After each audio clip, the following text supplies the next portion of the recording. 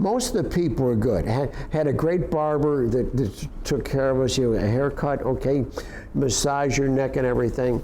Had a great house girl, an older lady, okay, that took care of your clothes and your washing your stuff and everything and that.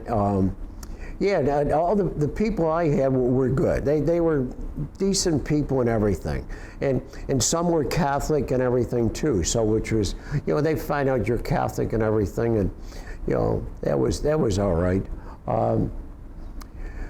Who else didn't go into the bars, okay, downtown, what the hell we want to do that? I didn't have to do that. And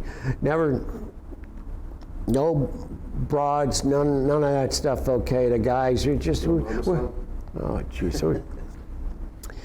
We were officers. We had an adjoining company. It was a decent compound we had, and we had, I think it was the 585th Medical Unit there. And so some of the guys that you got severely hurt, they took care. But they had an officers club there. It was really nice. And Saturday night they had entertainment, girls, okay, wow. Girls, okay, and we would also, at the last song of the night was America the Beautiful, or whatever the hell. So we're all standing there. And so here, my girlfriend, I'm back and forth from Syracuse to here to see Sue and everything, and she's teaching school now. She got to teach 2 years after she graduated, then she's got no bills to pay to the state of Maryland. So anyways, we're at Mass and everything, and they're playing, I guess was God Bless America, whatever the heck, and I'm laughing. And Sue says, "Oh, what are you laughing for?" I'm singing along, but I'm laughing. I said, "I'm thinking of what we did in Vietnam." He says, "Here we are in the officers' club. We all stand and singing God Bless America and everything. Here's all these girls up on the stage with not a stitch of anything." And this is in Mass. I'm thinking of this. What? You guys are. I said, "Yeah, but that didn't happen every Friday or every Saturday. It was just I say." So, but the people were nice and everything. So everybody got along good and everything. And I can't think of, we took care of the workers, okay, and then I think one of the other things that I kind of lucked out on with night loading operation, we would go to various points, especially where the armored personnel carriers that were wrecked and everything, they were on our trailers, and we take them to the 526 CC in a classification and salvage yard, okay, collection and stuff, and they dumped the armored personnel and the wrecks and everything off, and then we'd got to pull the trailers out at night. That's what we did at night. So we go in and they'd have these big pieces of steel and everything, banding stuff, and we'd have to cut that off and get it out. So we went to this one place this one night, and shoot, we left, and we're back at the base and everything, that trailer transfer point, and our operation people said, "Bluetooth 3, stay the hell out of this part of town, okay? Charlie just got into that classification yard you were in and everything." They had a big party there. Had a party. It was on a Saturday night or whatever the hell.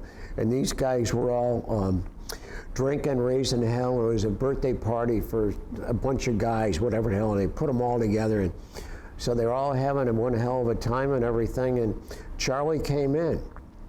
And they killed a couple of guys, and they were house guys that were on the base during the day, okay, and they had maps, okay, and the distance from this place to that place on them, and they got them and everything, and we had just been there 15, 20 minutes before unloading all this stuff, and I said, holy gee, we could have been right in the middle of that and everything, and that, so Robert, am I Irish? Am I lucky? Or whatever, huh? I mean, a lot of guys can't to do everything and to do things that hey, You know, it was out of heck, so I just say. But yeah, let me see. I think that anything else you can think you want to ask me for, but not the top of my head. I didn't know that the smell wasn't bad at all. I mean, you know, some people, yeah, it was, huh? Yeah, but one of the things that that a lot of guys, okay, when you're running the convoys and everything, when you get, especially up in the INK, you could, there'd be people on the side of the road, okay, and they'd want to sell you, a beer. Well, you can't have beer, okay, when you're drunk, but sodas and everything, they had that, and but it was awful funny at times when some convoys seemed to get ambushed. I told you about if it was a colonel or a major, okay, and for some reason, whether they saw their insignia in black, okay, and the convoy would leave the town, and then they would,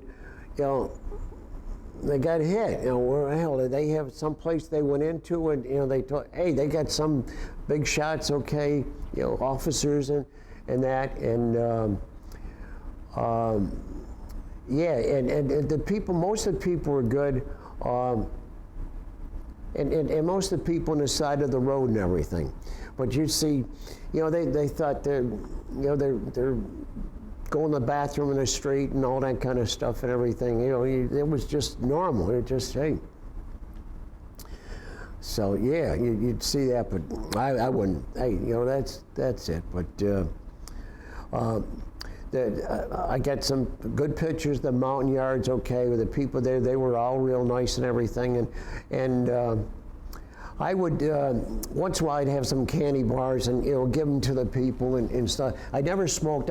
I did smoke a cigar once in a while, and that was kind of to stay off the radio. Okay, but you didn't want to be on the radio anyways. Okay, the lead sergeant calling checkpoint, the tail sergeant's coming in. Okay, if something's gone wrong or whatever, then we would do that and everything. And that was, but the north side, from Quin Yat up north along the coast and everything, I knew it was beautiful then. I said, this is really beautiful country, okay? And I'm from up the Finger Lakes part of New York. The Thousand Islands, I love the Thousand Islands. I mean, that is, you can take your Chesapeake Bay and stick it as far as I'm concerned. And that would probably offend a lot of people, but you can't get close to anything in the Chesapeake because of all the crab pots and all the other stuff they got and everything. You gotta have a decent sized boat. Up in the Thousand Islands, we had a 1949 mahogany Chris Craft boat, classic boat, the whole business. We'd go to an island in the St. Lawrence. You'd have a power boat, a sailboat, a Canadian boat, a sailboat, a power boat, everybody together talking just like we are. Kids and that, all getting along, okay, they'd have stuff in the shore, whatever, switching Canadian beer to American beer and everything, and it was just, and I come down here and I get in the trucking business, I'm entertaining customers, I'm taking 5 customers myself out fishing in the bay and everything, and you get sailors crossing the lines that we got sprung out and everything, and the boat captain I had, Joe Rupp, the Lucky Duck was his boat and everything, super guy. And we had some military guys that I'd have, and everything, and we just, hey, the Chesapeake doesn't, huh? It's okay, but they got problems with all that, the upper thing, okay, all about all the debris and everything that comes down after storms and stuff, and so, what am I talking about? I punched a hole in the bottom of my boat after a storm on July 4th of, 73, 72, I don't know, so, but nice boat I had. Paid $1,200 for it, 72. Sold it in 77 for $2,500. 2 years later, couldn't buy it for $5,000. It's probably worth $35,000, $40,000 today.